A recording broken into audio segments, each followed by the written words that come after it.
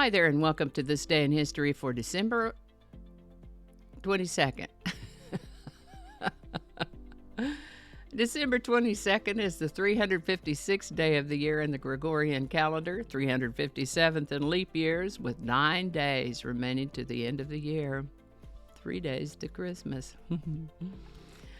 Yesterday we talked about grateful as a preview to today's word ungrateful.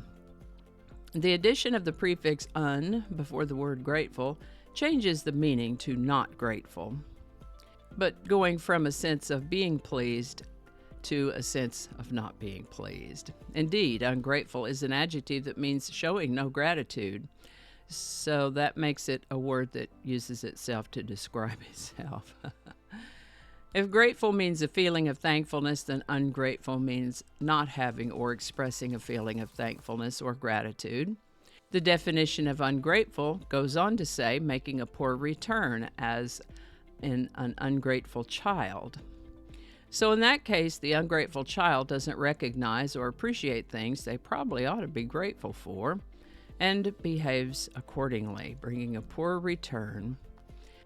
In that vein, ungrateful can also mean disagreeable, thankless, unpleasant, or unacceptable. We sometimes see it used to describe a situation as well as a person, as in the ungrateful task of cleaning up after the festival, or the ungrateful task of forming a police cordon.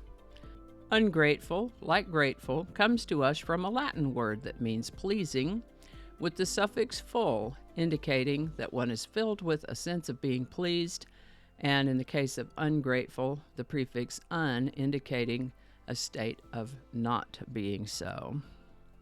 First known use of the word is in the 1550s, ungrateful. The word ungrateful was recommended by one of my viewers at T. Ramsire. Thanks, Teresa. Etymology, the history of how words have evolved, is a fascinating thing, isn't it? And if you have a word you'd like us to examine in this Word of the Day segment, drop it in the comments. We'll take a look at it. Meanwhile, try to find something every day to be grateful for, okay? And with that, on December 22nd in the year 401, Pope Innocent was elected, the only pope to succeed his father in office. Sounds like things were a little different back then.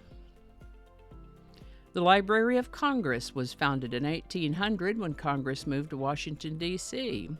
We mentioned before that Congress had been temporarily situated, first in New York City and then in Philadelphia. As of this move, they were in Washington, D.C., and they needed a library. There was a library in New York City. There was a library in Philadelphia. There was not yet a library in Washington, D.C. Its establishment in 1800 makes it the United States' oldest federal cultural institution and serves as the de facto National Library of the United States. Most of the original collection of the Library of Congress was burned by British forces in the War of 1812. Congress bought Thomas Jefferson's entire collection to restore the library's collection and added to it from there.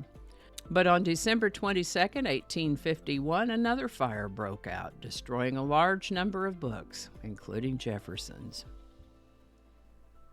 This is the birthday of singer-songwriters Robin and Maurice Gibb, born December 22nd, 1948. They, along with their older brother Barry Gibb, were the Bee Gees, a popular music group in the late 1960s and 1970s. I don't know why in the world I didn't know before today that Robin and Maurice were twins. Fraternal twins they were.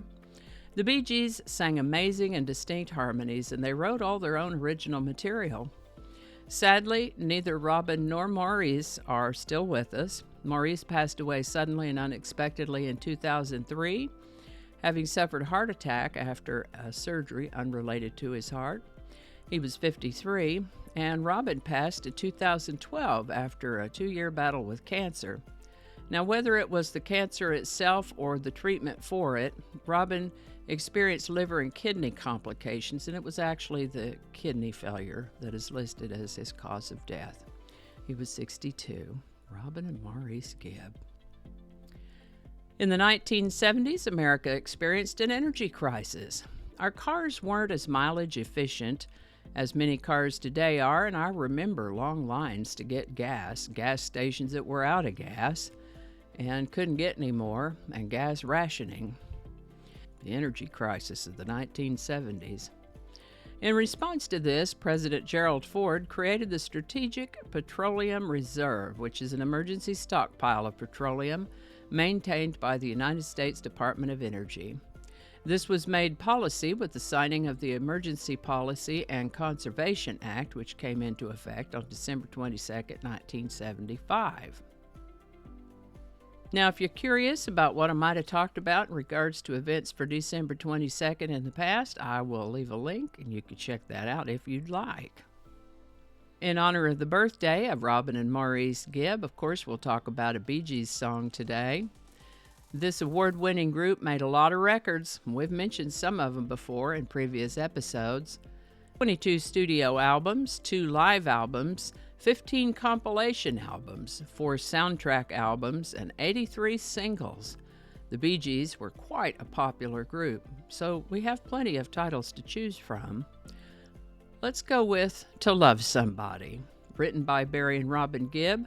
The story is that the band's manager, Robert Stigwood, asked Barry and Robin to write a soulful ballad in the style of Sam and Dave or the Rascals for Otis Redding. They wrote the song and recorded To Love Somebody in April of 1967, released it in June. Sadly, Otis Redding died in a plane crash in December of that year before he had a chance to record To Love Somebody. But it has been covered by many other artists and hit the top 20 in the Billboard Hot 100 in 1967. To Love Somebody by the Bee Gees. Link in the description. And I think that's going to do it for us today. Thank you so much for watching. Consider subscribing if you haven't already. Feel free to share this video with a link in your email, messaging, or social media. If you enjoyed this series, check out the playlist that contains these videos, and I'll put a link to that in the description. That description lives on YouTube, so for other platforms, I'll include a link to my blog page that's called No Really. You can also find me on Rumble, BitChute, and Odyssey. All those links in that description. Alrighty, that's all I can think of right now. Thanks again and all. See you next time.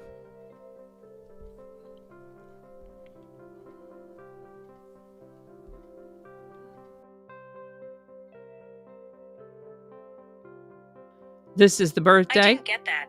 Could you try again? I wasn't talking to you.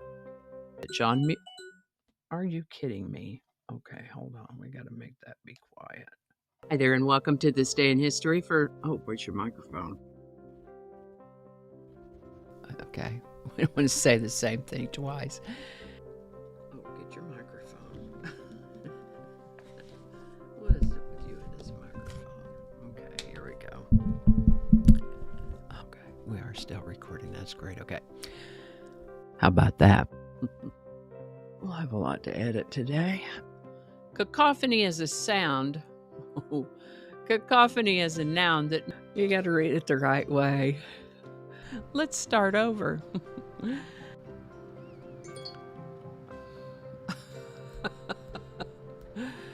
It's 8 o'clock, so all of the reminders are going to be dinging. I forgot to turn those off. Okay, stop it. It's 8 o'clock. Don't alienate people who can be helpful to you. Flinging happiness all over the place. Alrighty, back to work. I think we got it this time.